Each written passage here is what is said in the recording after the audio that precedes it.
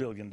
So keeping an eye on that, keeping an eye on interest rates. If you are looking to buy a home, you're still under 7% on a 30-year fix. It's backing up a tad, but so far, the drill is if you could stay under 7, you'll still keep interest. Jarrod Randolph is the real estate, business, and financial expert at Vester Partners. He's the CEO. Jarrod, that tends to be kind of like a quasi-rule of thumb. Keep it under 7, things good.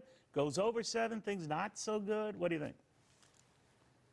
Here's what everyone needs to realize. The sky is not falling. If you were to pay 7% today, there's 3 things that can happen for you as a purchaser. In 3 years from now, the interest rates go up to 10%. You won because you're at 7%. They stay at 7%, you're locked in.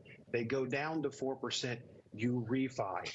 The key is if you can afford the home, get into the market today. The affordability crisis and the amount of stock that we have in the marketplace is not going to get better at any point in time. Find something you can afford and get into the market today.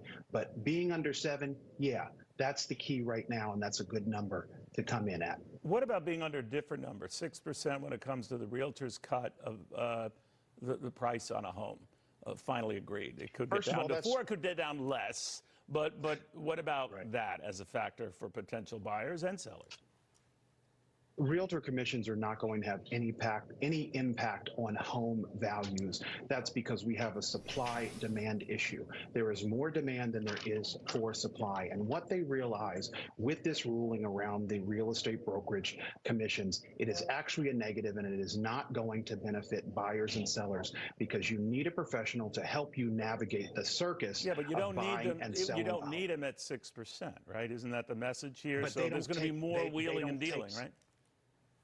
They don't take 6% home, and that's one of the key things to remember. That's split between 2 sides. I think everyone knows that. I'm just wondering, why would that you say not make a difference? If I'm a seller, I've been thinking twice about putting my home on the market. Now I know, and you're right. I mean, these things are negotiated. They've been negotiated for years. A lot of people haven't paid the 6%, whether it's split or not. But having said that, you don't think in the end this makes a difference? Actually, it could be very helpful. It could ignite demand. People think, hey, I can score a better deal here.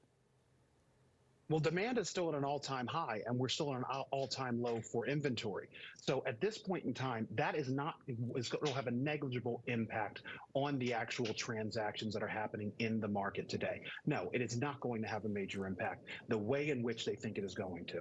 All right, so if you're looking to see a big difference in how realtors will work, do you think realtors who heretofore might have been used to getting 6%, whether they split it with someone else and it's 3 and 3, I get all of that, might not work as hard if it's 5%, 4%?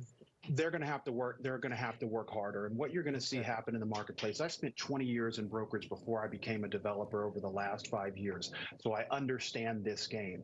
There's going to be a lot of brokers who have come into the marketplace thinking it was going to be easy money who are going to get out. There's some of the agents who have been in the industry for years who are going to leave because of the competition around the commissions. But it's going to force these good brokers to actually step up their game and provide a better service so they do command top dollar. Got it. Well said. Jarrod, thank you very much. Very good seeing you.